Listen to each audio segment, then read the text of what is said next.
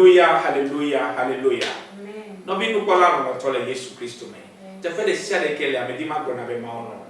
Maono ntonto amesia me. Eya ta mono kokko ya so asiwe ne na akonye pakole binyo. Ebinye Michael play ebinye hia. Inko ke metwenye Prophet Victor Mensah. Alebe Prophet Victor Mensah to trovi de ba mi abe happen kon Kenye Mighty Jesus Prayer Ministry me or ya fifie ezu Mighty Destiny Glorified Ministry International. Dana dedisi. Abe Mighty Destiny Glorified International. Dana kwela miao kwe. Da na dedisi nyere. Wode kakle mi ando beda. Nyema wenye komejeje ekipe nupe mawo.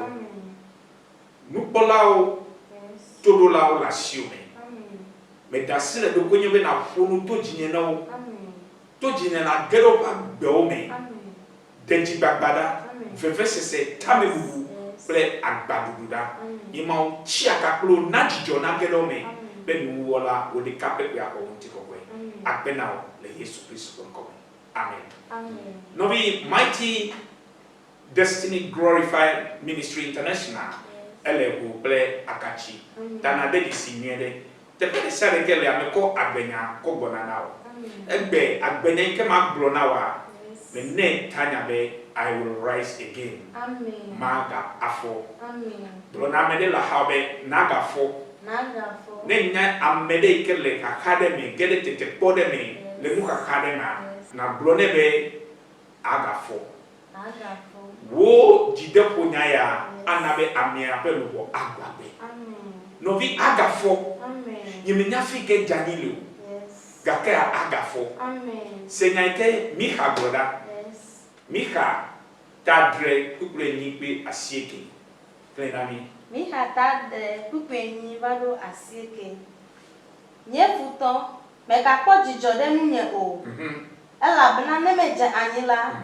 Magafo. Amen. Seda Miha le globeli. Yes. Nye futo mega poji jode munyo denyani jejeji ani kwemeje Yehovah ta Israel mauta magafo amen no be I'll rise again alo magafo la enye mawo nya ikene amekele na de metum ameke mo kokko buna ameke ko sebe na de ke magatro ameke le bebese ameke duagba ameke srojo le bo ameke do fe eglan ameke on nyaula peme ameke do hula pe ameke na de ke mele jije na wa benyanye ya amen agafo amen Michale boglobeli joko voike jode jinye jame bubuike jode jinye agbaike medua hononye novinyo futonyo migamo jijo pomde jinyo elabena magafo amen novi ame hatutu eveli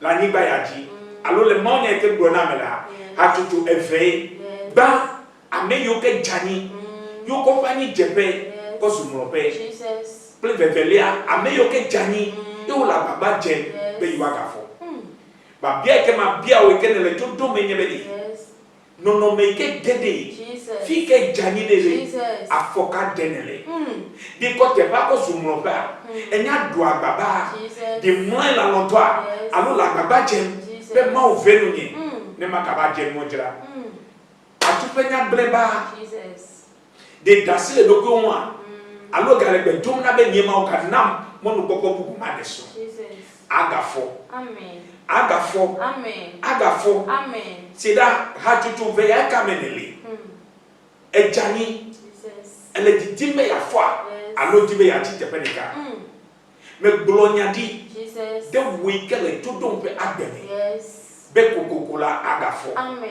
ani neje yes futole jijopom amoko takuvi la sinye chom eduagba utu onye eviaku esroku edogblene plitola ewila na nyelo be jinebe ile mawyo amen be wani jepe yes mazumro be amen agafo amen flemi harami eye neme bobono vitimela Yehovah anyenye kekeli ebere na mebobo no vivitime yes Yehovah anye wo kekeli viviti kameli ba ejani ula oko echiani ba eti vivitime vivitime no do wenye benuka wotro wa bepe tatu vivitime no do wenye nuka woko wonu bo ba ko dasine nuka togometo woko wonu bo ko de sibi ko woko woko ko de tepede ta akobe wa metia wonu bo wo bogwa eti vivitime ni kale boblo bedi na me jania magafo ne me bobo no vivitima amegbeto de ke ma to andemo amegbeto de ke me kekeli touch like alokani ma to klenamo ke Yehowa Israel jipo pra ni ba wala ani ni kekeli amen no vi no me ka gede fifi Jesus afile todo no me ka gede pele ni po ekele ni po fifi la ni ma o fe amenu bebe ni chiaka klo wa gede me wa gede wa pe me jide po ni nation amen businessman again Jesus a jegome business woman again amesia me kafuna ame gedobra boba kona gali boba kona agbale boba enana down ela benanu le chiche now kake tomo de jia futo de pa for de futo de pe nu wona amede ku afo jepeke amede ba plenu le go amede ba ko gade now amede ba tomo now amede dana de woman ena be ejani Jesus amesia me ne le dowola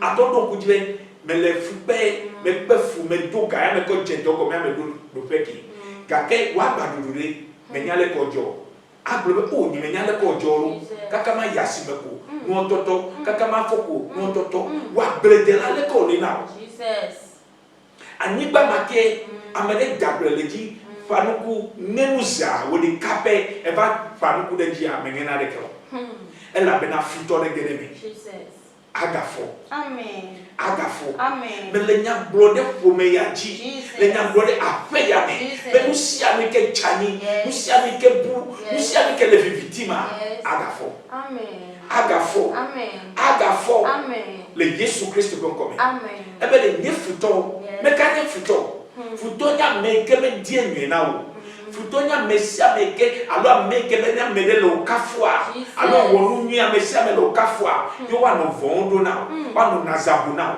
futonya meke ne wonye ne lekeleka asime be wakoda pena futonya meke gele kakame ne gele kakame a etoma blonya nwe tu nyaka mo blona tu ga kesi o jani esi o agbajoloji esi problem deba esi o do agba we pedo ta mi ha de si le gbogbo bele ye futo mi ga no jijo pon ne nya ni jeje nchi me ka po jijo de wa baduduji me ka po ta ku vi ko bala ko gbade do ku mele mutu anye mutu ojo le bo no vi jo ko be le compound house apepe me ka pe ko hala osubo ya suro nya o alo jo fa gbajo le bo alo jo gbogbo jo le ji ine futo de la show la pe mele leke awole kome la vifa le tame bukata ole koko o gede kome la si to hauji ela benanuka jogbo vo enjoleji mi kabeli nye futo mi gano jijo pom de jinyo ne me jania magafo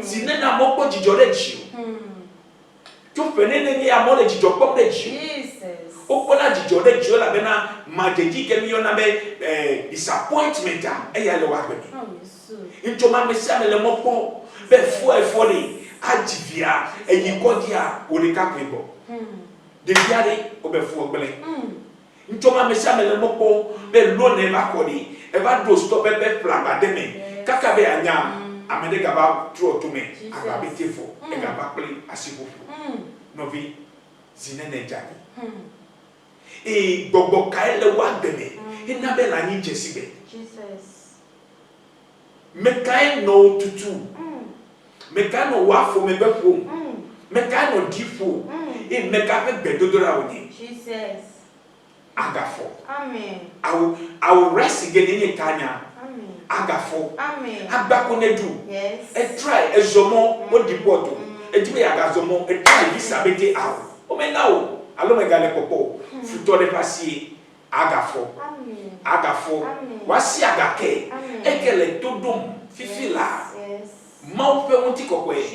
Na didi de jiwa gede ofa beme. Wa chia kaklo. Be zando ma danwe mau. Be bobovo yo kata fufu de mu. Wa meli kapele ni kwa. Oko wonko ko de trofeo. Mu wo feo. Sikwi ko me. To gome o. O blau le te pe de sia de. Ko le ke ma kwa bezwa. Ebe nye futo. Me gano jijo pom de jinyo. Ani kumeje. Magafo. Neme bobo no. Vi victime la. Yehowa enye nye kikele. No vi jogo voe ka jole jipo. Ne jogo voe jole. Me ka fo me lieba na bo. Amedo va bo. Va le baba dona ba. O pe jime meko. O po jijo da pe no fe mawo. Tu a fe ma fi va bo. O va bo la. O va don kume le kume lono. Nkuma me lono vi fana. No vi me ga kala me beto ji. Nu kata wa brobe nye futo me ga jijo bonde jinyo. Futo de la sio. Nous de kamenya wenyebe nyabe ke minyabe futole minyabe na de lo na ba je minyabe na de lo na be gbogbo kaka me gedela wo futo nye wo no na amesi egro na wo do menyana amesi kene na de jo ayi de gbo be ni kronu yi e ya nye wo futo amesi ji ne kade e ya nye wo futo amesi me susu ofo now e ya nye wo futo amesi opapele mi mlo do de kame e ya nye wo futo amesi opapele mi le office de ka le do ve de ka ya nye wo futo ameke wo ne pede ameke wo ne ve do ma kra wo di do ne do ma kra wo na gbo no fe e ya ba futo na e be nye futo me ka no jijo pom de jinyo be me janita magafo no vi amesi ameke ko jijo de wani jejeji a amema okia waga pojijo de wo titre chichi amen doma o pojijo de wani jejeji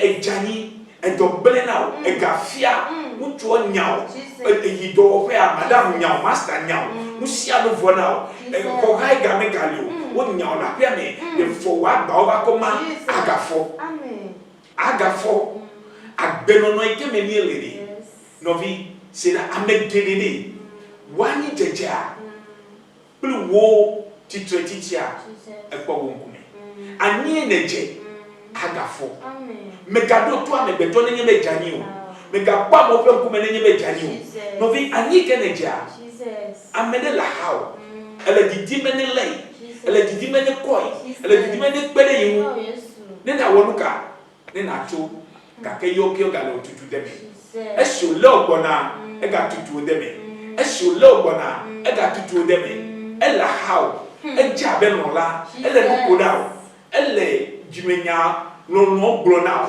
kakea epe do me kode wo no vini amenu be ya tu sera dia do ku opo aloko sui megbe ne na po be leka wa fi do agbere mutu ke ba bia ta ba wo no ke list mi jeno flea leka wa fi ojo leko odu afi oba de kono we leko odu afi oba da mebubu ameke ji ne kadea mukata ela bena futo de le wa gbeme futo de ba fodio futo de di amiepe namba ji wo no na pe namba mo dala pada sio ina be ne jani no vi ma one tutu adachi na amen ma one fa ko na amen ma one venu wa pede mu wa de otu na de be even kontina ko le o che o ba gbeme wani jepe mazumro fe na wo amen no vi mega ko wani jepe ko zumro fe because a trust am be tapa e kada me be toji apa ame yo kie tutu ojania yo kie boga yi be no pere o na kafo na we ni o ko zo futo mukata onya be edo vevi ekuna kutri echofo de nu ta yo kie o tutu na jani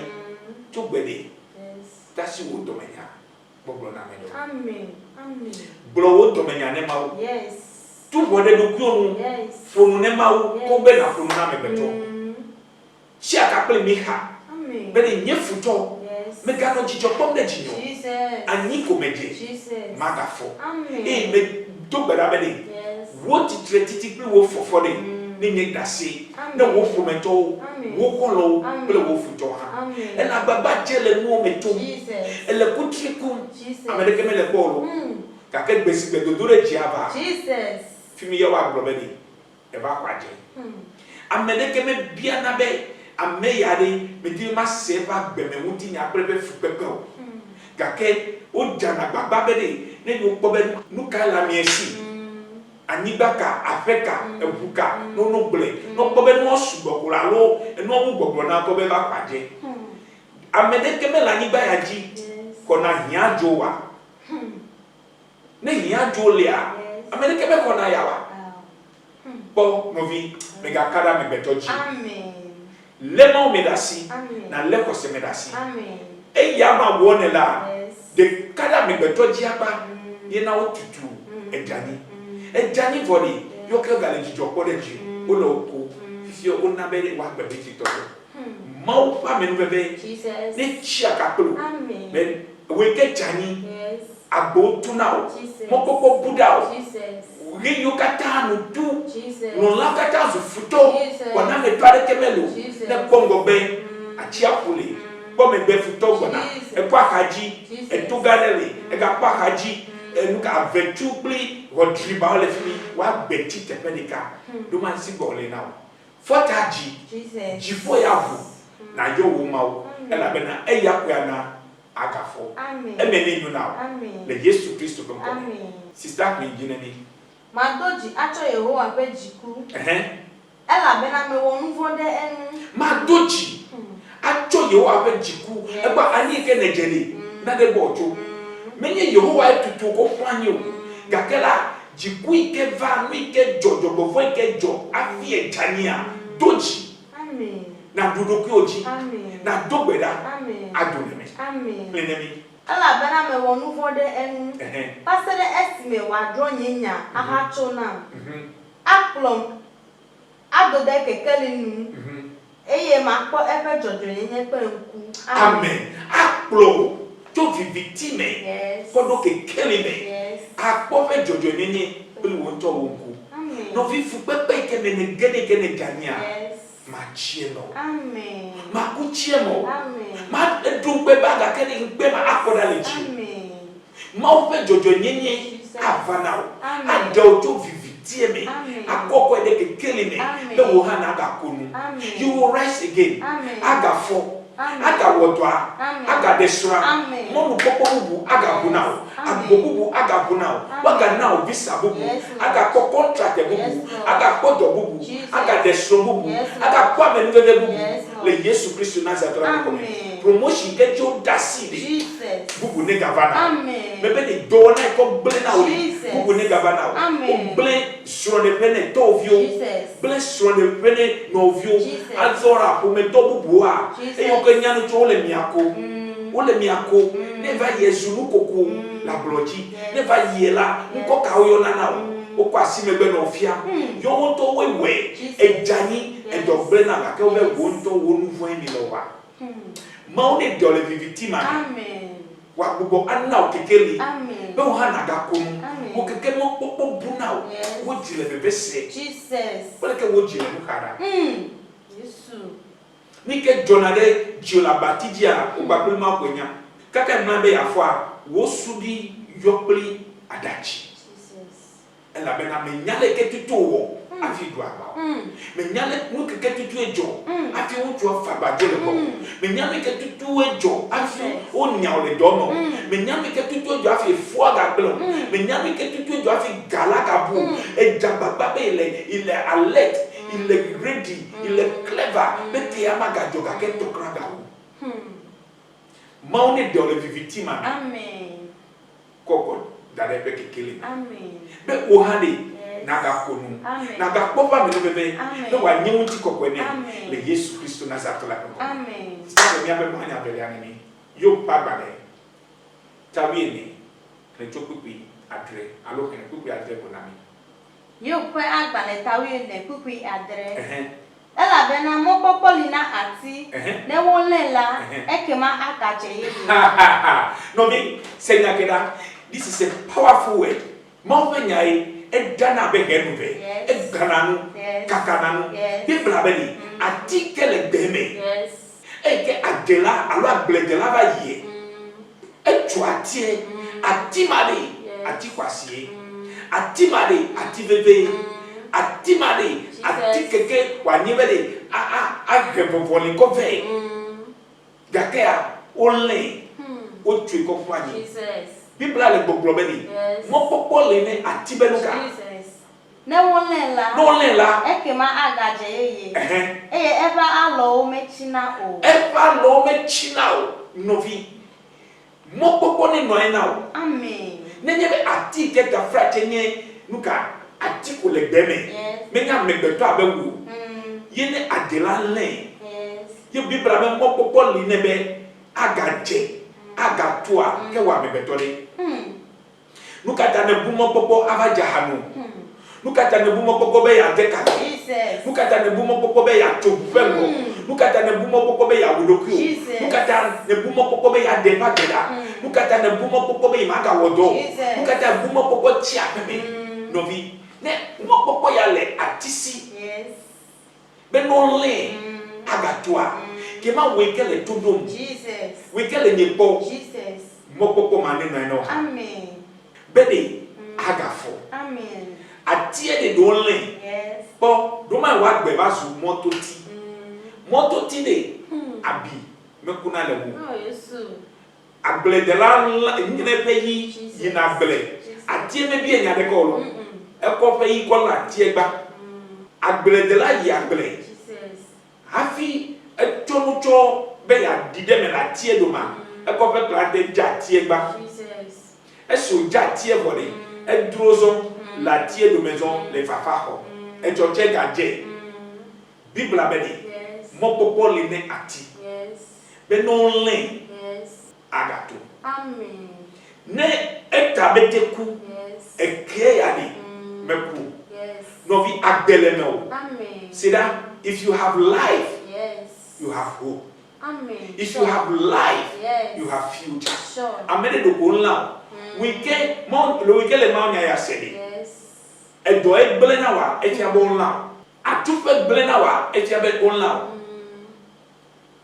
efu egbele na wa etia bo nla be mo popo libere agato amen novi nous si ane ke bona ole ne gaswasio amen le Yesu Kristo pe come be blonya ya de wa gbeme de wo no boji de wo jombeseji de wo letivioji de novio me de tovio me be mo popo ke bu ne mi wala mi fo ya batia ni agato amen bole ke novio de sola e soro ba le pepe de miawo wo le jikakaka o bla to fe novio ga ba tu mi sigbe mo popo le be aga poso bubu ade mo popo le aga wodo bubu mo popo le aga zomo ade emeni nyuna mo de venu le Yesu Kristo Nazareth to be come mo popo le ne ati ati ke le deme mo popo le ne ya wa me betore nuka na diamedepe nufo adasile doku nuka na adasile doku da medepe wonata amegbeto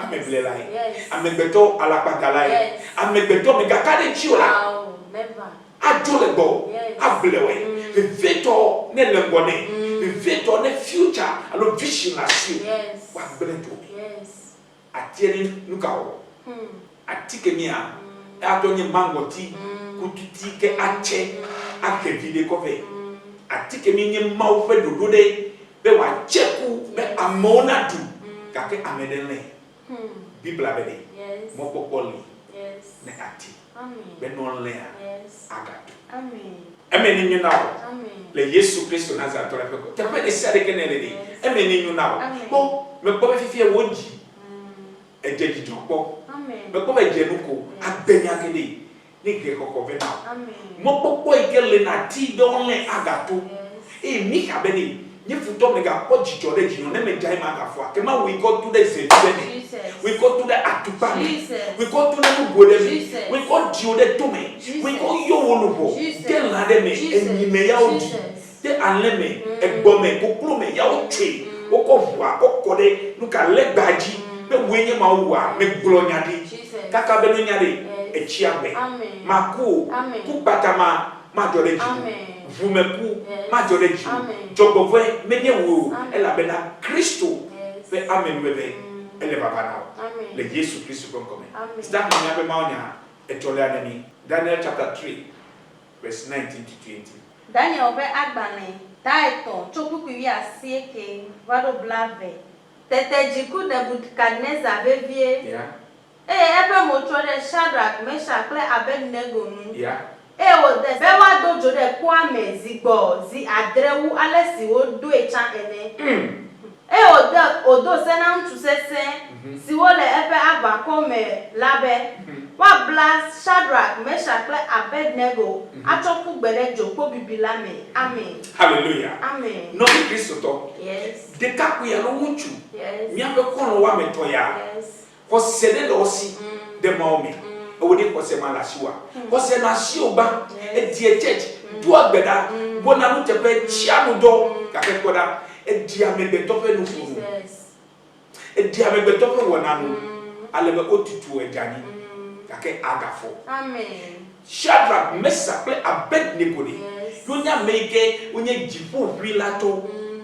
Be amesia mi na wo. O ti trade jojo enyenyeji. Be yoma de tabu na legba. No bi esi egbenu le nadon. Egbenu le legba le church deda o baba dem. Ka ke Shadrach, Meshach, Abednego yobeli yoma de tabu. Ta Bible be show do bojola. O do bojo abenu ka amesia meke me de tabu. Esubo Nebukadnezar be legba la wa tu de do. Ta oku presidento a ikapeto ya omedenu ta domeve Nebukadnezar sesento yo debebe ni edweke mi do a mi ga dena kene wa ga bidegi kaka zibozi adre no fi pele ka megbeto pe jile fifie de mura pele ka megbeto le kaka de mura me le ma do wori ya me bobe ni ejide ko me twa me do gba me no o fe nyakra me ka o le kaka de amegbeto o me gba me de kaka de ko ma fa me umekwa medeka kadoko nuka nyabroni la umekwa medeka kadoko president alo minister alo vice president alo minister do umekwa medeka kadoko nuka police officer alo megado umekwa medeka kadoko efia alo amechichi de ke position de ke mi ande tabuna you want le kakade Jesus there was where ade here awo ta do me ve Nebukadnezar ale bebebe nuka etitre be nuka no dodo adeji no bi make up ejire fefie Jesus make up ya tunu akplo make up tutu na jani e ga fota ya ga tutu ko Jesus ta ena dodo adeji ta ena wo tu sesewo o bla de ka kweto ya Shadrach, Meshach, Abednego ba ko dedo la mi e pojo la mi no bi e joka mo de tototo ka mo de Vevese se ka model. Mukaka ka model.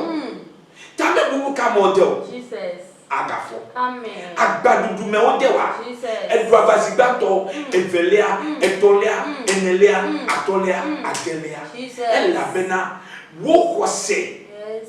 No nyabroni la o mecha. Ka ko fonu na kakara wo kwose me ka do me. No bi siralo. Yes. Enya ye amegbeto agbro na o yakene danu ni makana o amegbeto makanu na berebedo amegbeto ma danu akana o enya ko wadi na o no bi sida mele gbro na be ni mopopo ni na na be no no me ma makuchie mo amen 26 na mi Daniel be agbale tato pipi blave voade tete Nebukadnezar tede kojo bibilanu ebo jiglo bena Shadrach, Meshach, Abednego mi jipo witola viwo mi dova enu make Shadrach, Meshach, Abednego o dojo juame. Hallelujah. Mekai koko de juame Nebukadnezar mekai gadewe Nebukadnezar ela bena ba ko benuka Israel ma ojifu wilato ma wike yona atrani le kakame ma oke do agbedana uno ojumete gbe o be mega checho ebe ile o le o prophet o be pastor o be benuka leader on ble na ebe le ya game subedi ejike do de verse seme dani jejeme de tete koma game subema on ko be koti ta amoka ta onte tabuna leba ka ke Shadrach, Meshach, Abednego o be yoma do be yoma wo yoma tro me be adio yoma tuta de yoma wo yoma de tabuna leba ela bena leba ma me ya na yo aya yo le bobo le bama me ya wo china yo le bama me ya wa ni ba na yo ta wo be ta asio kokko de duama ma wo fe wo ti kokko edidi amen ma wo fe no edidi amen ma wo fe domenyo edidi amen ma wo fe amenu be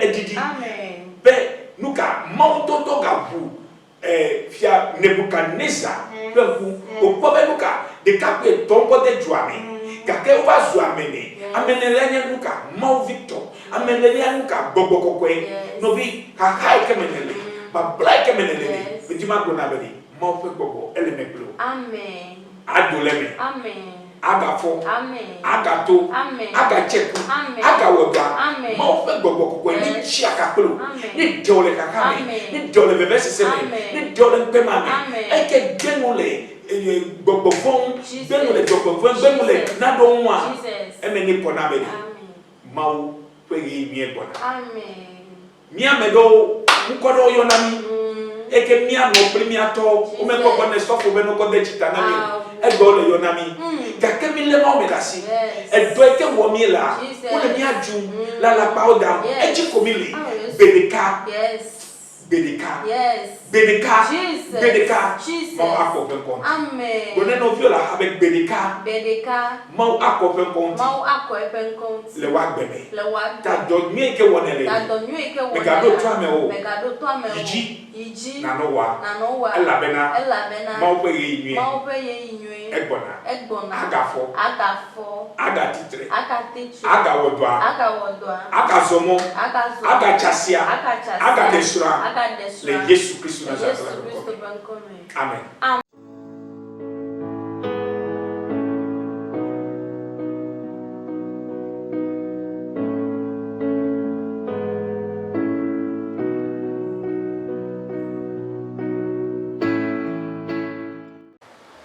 Maune irawe fisia fike le miampocho Prophet Victor Mensah viewe ke kole Mighty Destiny Glorified Ministry International Bechima pungucho Prophet Victor Mensah unawe Prophet Victor Mensah nyam amede kike maule sasa kole gegede eto kwa peme abale sike mauza Elisha le efia kwa banlevelia eta ademe eye mauza Elisha enabe efia kike gede toma enabe efia gabode echi no vinye enyane mo onya grodila le opa gbeme le wo son de pe le wo to ape le wo ganyame enyana we ne chia ka ple ma onya grodila Prophet Victor Mensah me kadejibe opa agbe atro ope ganya atro ma obe ne ko jinyesea manabe alike ne ko nyanya grodila jisa agbeme ajejina we chapagba na chia ka ple Prophet Victor Mensah eye wagbe maka no nene ma oyirawe ko yijila le nyatepe menu kunu kule jesi e ya le jojo le hayame e funo re va harame e fofu le tiwi e ve to jojo bene ji meta le video akesi mo va Destiny Hour hey na ko foza back to sender olenia le nkeke fieba e jibi nyatepe nyenu kunu ga nyento ke tore fika nu kunu vi menyo e no nye pa fureta nye be skunya obete do me blabo ka kesi me dogo ma kwa me a nye sukunya envai ata me courage na na zamba to send ole ze na chia ka ple Prophet Victor Mensah e ye musia mi ke diela e me anyo now ka ko energia back to send ole ya me le kafuna we chakaba wasine ka back to send ole ya sida me chole me didipe ki elele mi akpo le todomio namba ole screen aji Chagada yoma fe ame ado amiada torola lonoto domai edunanu le dweme domai akudwen akpo America kuvai wano plodo akudwen tafla chenyo wano do dokliwe ando dokli nonu okatana na be ayutu ogbojona okatana be tototo vana sro de pe okatana be edweke epo efedika kwa edola dia na siwe miele anwentu back to sender ya kafuna we benebe wasi ke ezia adule nono na katame tola no to la peto Yesu Kristo me sira ho amia jisesia maule di to le nukunu to ga wo oche to welele ala bena ntude ki badi da sia ebe ye be do kata to ani kake esi wo che akle ma fa mesa back to sender kwalia fi eke me no fua edo eka boka esi Namba le screen azi mobile money to cheleme. Jababa na yoma fa me zerdo gada ma fa me ado amiada na we. Mighty Destiny Glorified Ministry International, House of Destiny.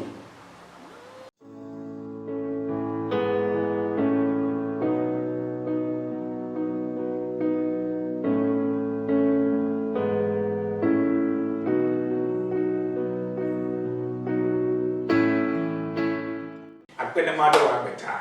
Novi agafo. Amen. Aganyo. Amen. Bo oblaw. Blaw lubo. Yes. Bo ko jababa kaka e passionate da.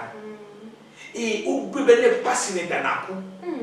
Ake ma o ta chiame. Amen. O jababa kaka dovo now. Yes. Besi be na de dwa o kota ko fi obubu. Yes. Ake be labe. Amen. Novi agafo. Amen. Bele no fone ameke le bevese ameke le kakame Yes. ameke le dobaji Jesus. ameke chitepeleka Jesus. ameke na de kemenye na de ko Jesus. no dudu ha zuagba molofe zuagba dobo na zuagba Jesus. jado no ela be na lasio jado yo be efo ple davi ela be na lasio egbela nko ka yo na na Jesus. na de keme galasio ta me gadina de ko de bitu ku checho apodo de bo novi agafo. Amen. Aganyo. Amen. Agawodwa. Amen. Mika ebule. Yes. Mega poji jode jino. Deni ani jeje tao. Agafo. Amen. Yo bule. Ebenuka ati kele moto ola. Ele mokbo. Moka tongele. Yesu. Nukanwo. Nkule anu nukanwo. Susule. Ebeka dudanele. Eka me beto de sia de be vonao. Po novi mele mau do wodi me senyao me ponu me gale po am me beto do ma buidon wike wa wodemu e na me de bona ba meike jine kani e ya na ichania ma kweso Never. na me de bona ba make jine kadia yi toto tovio enovio plefoma yi bla chupe na wa ma kweso agafo Amen. me glonyadi Yes. le Yesu Kristo be come Yes. be sadoma dolema Jesus. edoleme Amen. agafo Amen. eyi dome efona fomle agboza ja ne fo fomle gboza evana pliga gake futola ba po beni mama ji elega polita o trotome fifi efona fomle agboza plasibu Yes. agafo Amen. emeni nyuna Amen. the Yesu Kristo nazatwa Amen. start me mauna nemiji le 2 Kings chapter 6 from verse 1 to 7. Feowe agbane evelia ta de chokuku gbanto vado adrelia tanya Elisa na gakuchi nyala nya grodula pe nusrovio blo na Elisa bena pora the person ni elele gbola haha mido apa na nemia Yordan mia dome amesiame na cho aticho afima ve. Hallelujah. Amen. No bi nya grodula kale wakame Bibla be nya grodula pe subovio o tro do pe nuno la Elisa bo Yes. ebe ele ma fa me de bo ele ma fa me de te ele nya grodula te ele te kum o wo susu for di ma I dey wo touch you Yes. ele go me kum me le gbegbe no me do ne yi o Wow. ele agbagba je be ya gbele do a ne do gbele ne to wa nyo a fifo de kai ma Yes. gake Bibla be ni nya grodula pe subovio a o ko de ka o ple no you don't know la Elisa bo be mi apapeto Nana mia Yordan mia dome amesiame na cho aticho afima ve. Ne mia wono fe de afima. Hallelujah. Amen. Afi simile subo la mega lolo. Yes. Ta na mi akata namomi, demonami, domomi, be mi akata mi de Yordan. Yes. Amesiama ba tuati, be mi aba keke doreji. Yes. No bi. Esi elababa jem.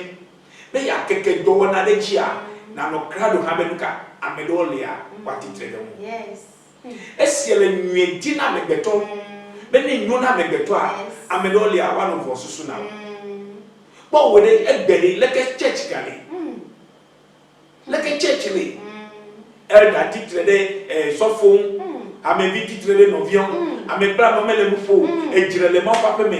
Edukara le papa me. Ame gome kuku. Ewo sofo vi ma bronya nwecho. Ewo apetomu. To wo no lawo. Ewo elder ma bronya nwecho wo no lawo. Eko so eko gogo ko le kodia. Belika. Usinepa. Yes. Amen. Sure. That nya brother la su of you are. Oko deka o gomeseseni be nuka yiwa ide yo papetobo. A brother be ni dumo yo ne wa keke doreji. Me kari be nyanwe esine la baba jem le kutu kube ya keke domareji ya keke agoba wa extension ya gogo abu anes ya gogo awu bubwa na no really be nuka mani jijo na misia. Sisa ne me give me se dikedo. Afisi mi ano. Edonu na obena mi heyi. Yeah. Wo do method ka globena. Na ejenwola ekema yi primi. Yeah. Edonu bena mayi. Ne jemula. Yes. Kema yi primi. Yes. Me kala zone zoblo. Me kai domo. Jesus. Egbeka ne kocho nunola de bo. My God. Egbeka ne kocho to bo. Beka kocho no bo. Amesia menya jetona. Amesia menya mevona. Amesia menye nuka amema koma kona wode de konya mejojo ya. Enyana mede. Amen. Amene ha hiana. Amen. Me steady na de benuka. Amebeto de siada. Wa gbe pakpare. La medeme. Amede ha ba gbe pakpare le mo. Ya kana no sosoko na hiana de. Me la so ameda now. Amede ha hiana de. Me le shoke ma ha ne. Ta wa kpade la medeme. Amede ha ba kpade le mo. Nya brodi la be subo vi o ko de jesi benuka. Ne wa nu ayope nu la ne yi pakpare yo. Ela be no ko be yenye yope to. E ba misisi koko yo to. Doma de kai ke bronya. E ko de jesi benuka. Doma jogo veda bajo. Ta ne yi pri. Isa ke ne mi se mi kejo. Tete wo yi pliwo. Wo va yo dan he ode asi atilala mi. Esme wo do method ka le atialam la. Fiala gaje to ame. Tete wo dogli globena. A o ni apeto. Demehi. So no be say that. A o ni apeto. Jesus. Demehi fia benuka. Demeba dwe. It is a borrowed axe. C'est là, est-ce que tu as tié la tié lama na de jo. No bi doma ike mele rufoni. Dosia do ike come wona je. Jesus. Na de tuna mbona. Dosia do ike wona la. Do bovo ejona. E ya ne disappointment. Bobo adele ne je dogoma e tuna mbona. Ba se la doka wo yina. O yina titope. Akeke mo be to de ji. E ya nye nui ke satana meji. Ta weke le mansubo no ma le mansubo be azu sofo le mansubo be azu evangelist le mansubo be azu prophet le mansubo be azu do wala le mo papa me no bi le ko se medasi amen men ma wo to wo me gogo wa gel aveto de ka eva refia be eva dwe inkekele ma ba ko twati akwa ko ve na hega ale ta ne fiatia alo fiala bude nkawawo eso la tie choma bibla be nuka gapola do la tie ko gele Jordan tolami enu ma ke blasi de ta be aw nyabeto de me bagi jake kweda na misron lefi le nyabro de la be subo vioma de keto ba misisi me debe wa tonde gapola le toana enyane maupami. Amen. No bi ani keje. Viviti ke menwa. Enyana mede. Eke pa misisi lengona. Amen ke pe wuse lengona. Ye wa to ade ole me. C'est là na me vele koda. Ne de ka fopa. We ke be ya levu. Ne me se ato levu a. Na me ma ke la mienfu. Afu ha pe. E me ne kona. Ta vule la do kwako. Vulala do konako. Ta elebe nunola de nation. Elebe nyaglo la de nation. Ebe nko bubulo yo na no. Gakene ewede ko se bubu ne nation de kane. Amen. De kane nation. Amen. De kane nation. Amen. Bene na le jone na siduibo. Ebe drapeto. Ne wa nwa yi premi. Esio yi la tie toa.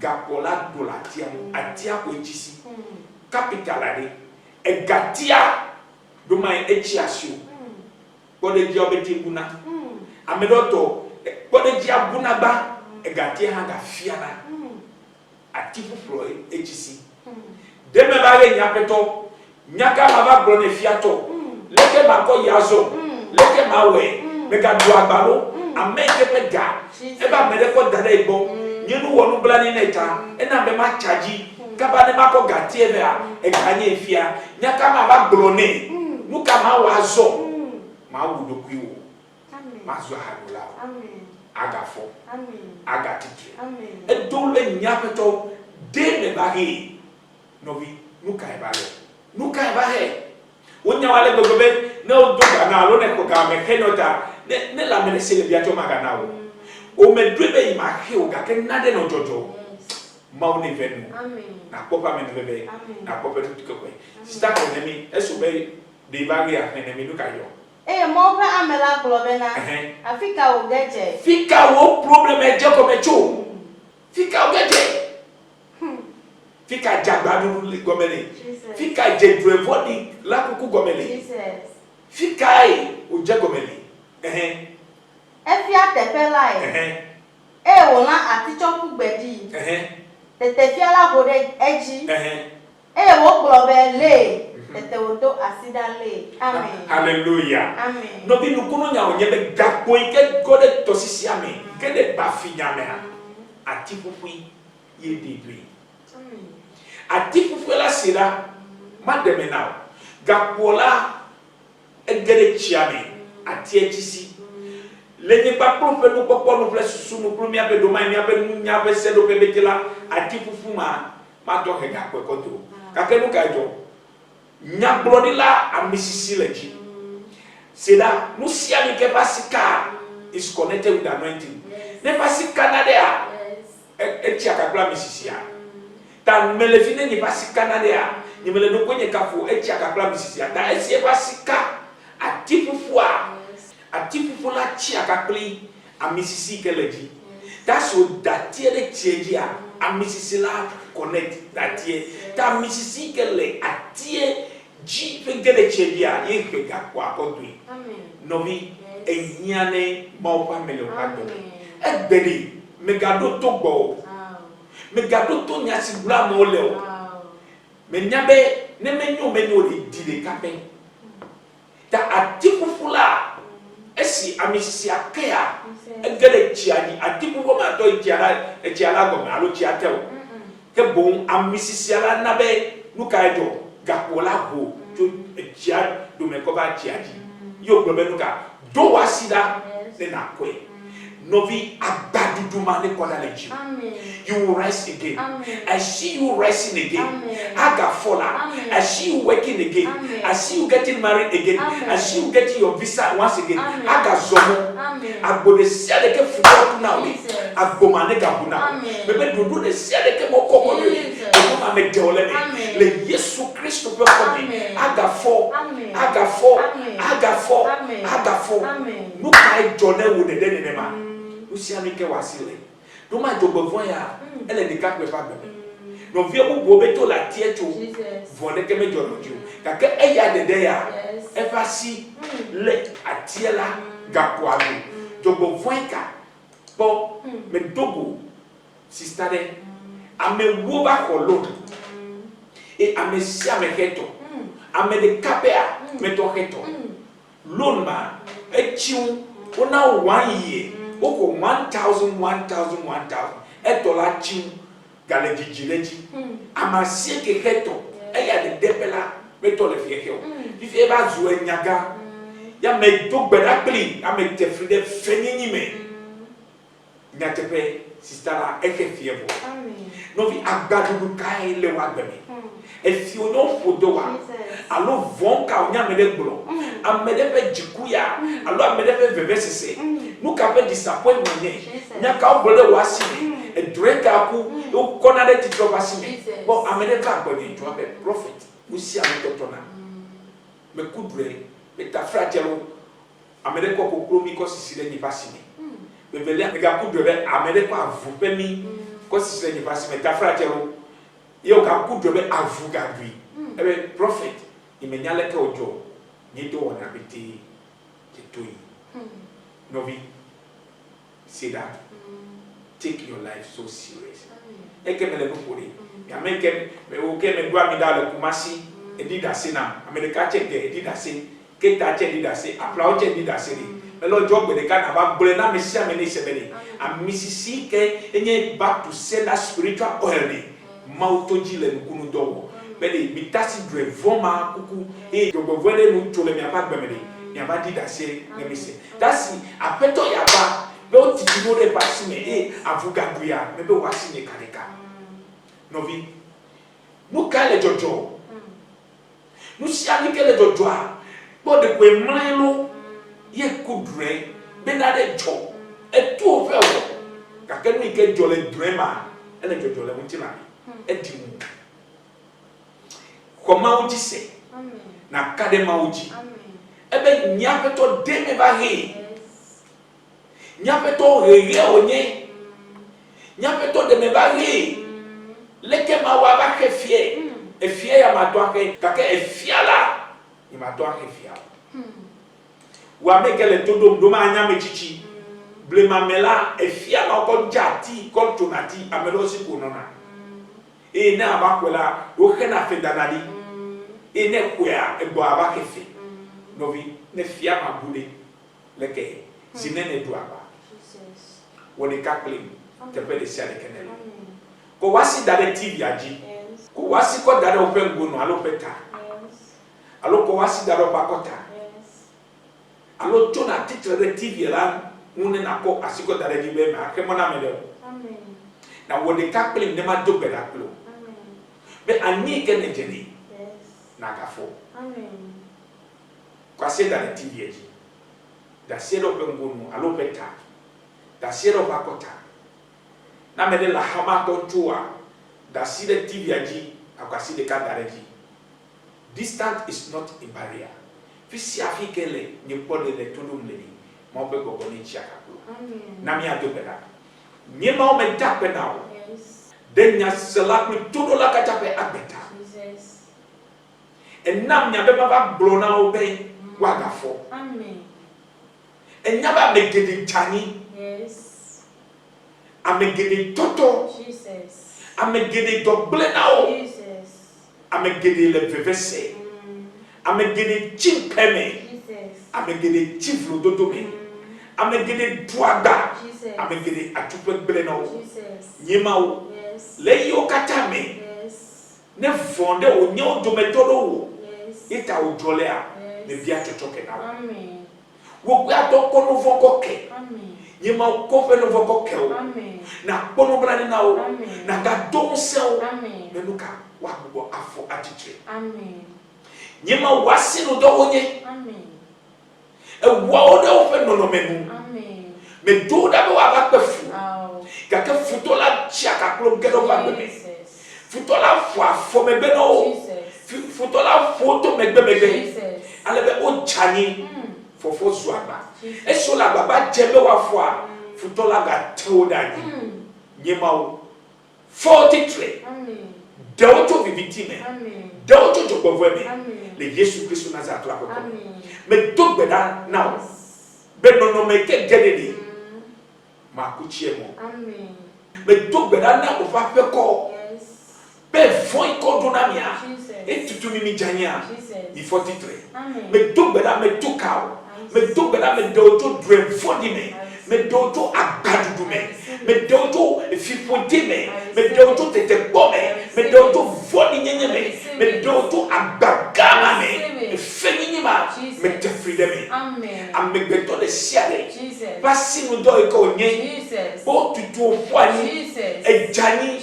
o le jijopo de jiu e bobo no vivitime o be wo maga fo o be evo now me dogbeda me Yehowa ne nye kekele na Yehowa ne gedeme Yehowa basine leo me na ga fo na ga titre na ga wodwa na ga desuma we gezu abati wala ofani you be over now ma ga cheku me dogbeda ejifaya na foto jiu amen bebe na foto jiu be na ga to nagaje naga cheku naga chi la bososome na cheku cha le Yesu Christ ko come me jira tovio me jira novio me jira wasimudo me jira novio la me jira wotovio e vio ke bleto na o wa va ko jota ta frake o su wino la o su fiafito o su chachala o ble dome o blo ale bebe nuka o tasi school o ble school me no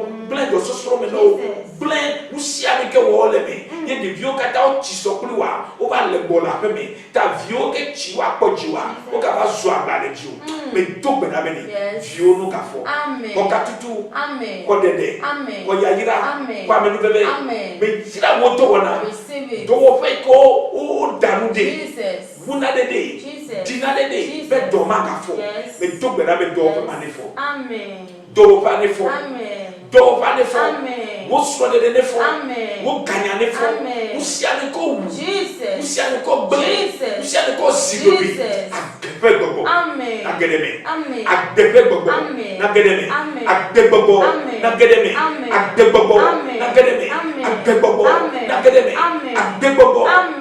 Amen. Ekemele be do yes. That is sema. Jesus. Amen. That be made. Yes. Eva jo to time get droga. Jesus. E na be electa me bukaka. Exame me to la moto. That e that be sema lo.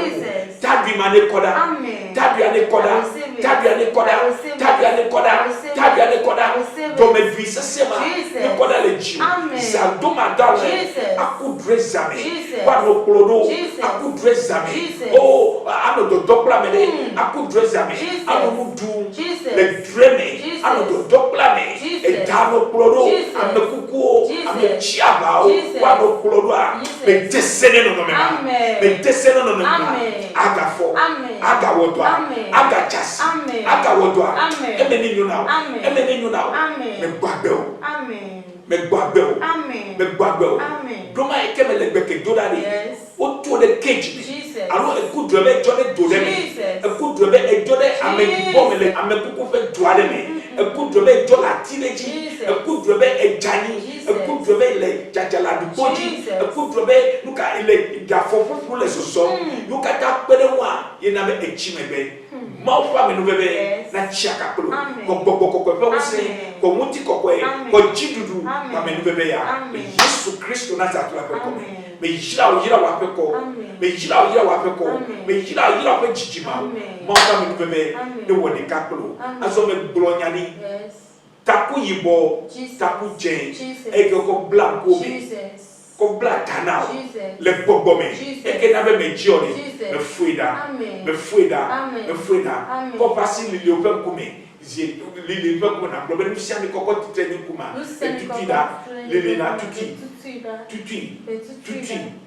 lo opem kume azo me to beda do wona ne gafo do wo pe ne ga titre agbo te tunao mawo ne do americanera alo amedve no ba pofu no pede mu be woto wana ne gafo ma ne ga na pede woto evine ne lasio yes ne jina ka ke still suro me lasio agafo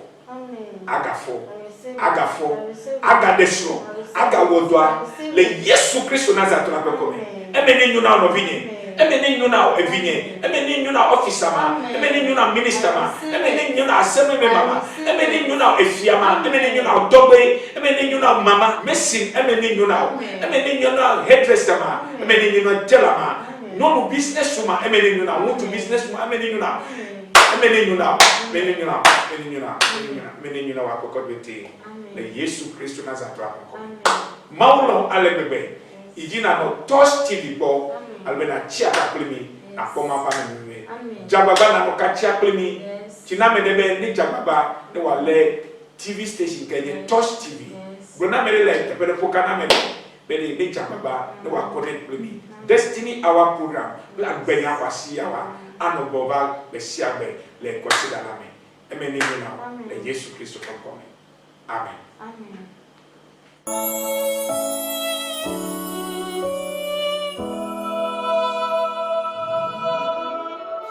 Novi Kristo to no to. Yes. Tepe de sia lekele le todo fifila alo le depo. Nko ke metonye prophet Victor Mensa. E monu koko ya swasi obe ele mi akọ. Domai etibe ya pede miawo. Adua lo mi. Be ya ba na ke jimili. Hele mi akọ kwesi agbede. Be mi ka geda le jiwo. Mi hiane o fe pepelon. Alo mi hiane o fe pepelon. Ta netibe ya pede ma fe don. Adua lo mi. Be tosti ke jimili. Ma ka gele jiwo. Ako pede miawo. Mau ne yira odeta. Amen. Gade sia de ke dibe yakko pede miawo. Mau ne yira odeta. Amen. Ye pe number de fini 055 Kona de ko deme. Na yo be prophet. Me ko ke le ko le pede TV don. Me ko ke ko la alodumi. Amen. Be di agbenya kwasi ke ni le boblo na mi de. Ne nya no seda. Amen. No bi ne mau yo America pe a eyo ne duko.